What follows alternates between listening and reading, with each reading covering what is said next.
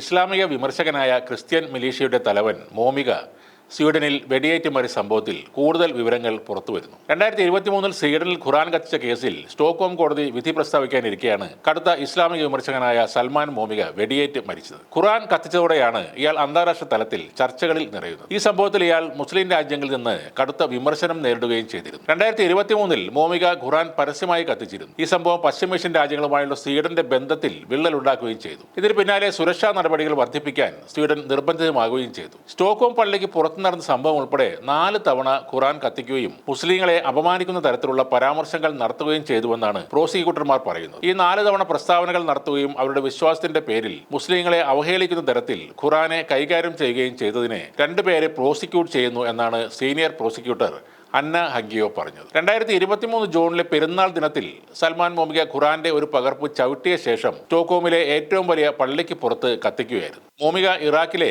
ഒരു മിലീഷ്യ നേതാവെന്നാണ് കരുതപ്പെടുന്നത്. നേരത്തെ ഒരു വീഡിയോയിൽ ഒരു ക്രിസ്ത്യൻ മിലീഷ്യയുടെ തലവനായി ഇയാൾ സ്വയം വിശേഷിപ്പിച്ചിരുന്നു. ഈ സംഘത്തിനുമേൽ യുദ്ധക്കുറ്റങ്ങളും ആരോപിച്ചിട്ടുണ്ട്.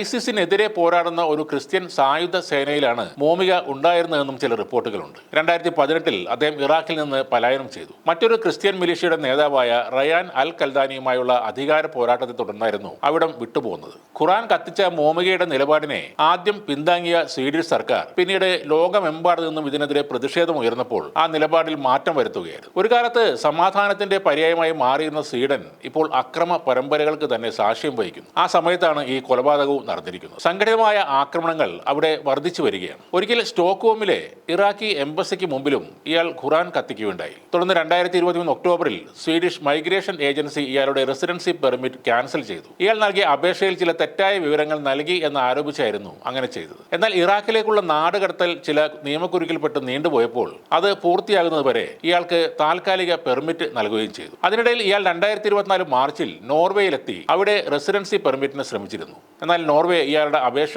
നിരസിച്ചുകൊണ്ട് ഇയാളെ സ്വീഡനിലേക്ക് വീണ്ടും തിരികെ അയക്കുകയായിരുന്നു. മതം ഓരോരുത്തരുടെയും ഇഷ്ടമാണ്. നിങ്ങൾക്ക് ഇഷ്ടമുള്ള മതവിശ്വാസം തിരഞ്ഞെടുക്കുക. മറ്റുള്ളവരുടെ മതത്തിലെ അനാചാരങ്ങൾ, തെറ്റുകളൊക്കെ മാന്യമായ രീതിയിൽ വിമർശിക്കാം. മതഗ്രന്ഥങ്ങൾ പരസ്യമായി കത്തിക്കുന്നത് ആ സമൂഹത്തോടുള്ള വെല്ലുവിളി തന്നെയാണ്. അതിന് പകരമായി മോമിയയ്ക്ക് ഇപ്പോൾ സ്വന്തം ജീവൻ തന്നെയാണ് നഷ്ടമായിരിക്കുന്നത്.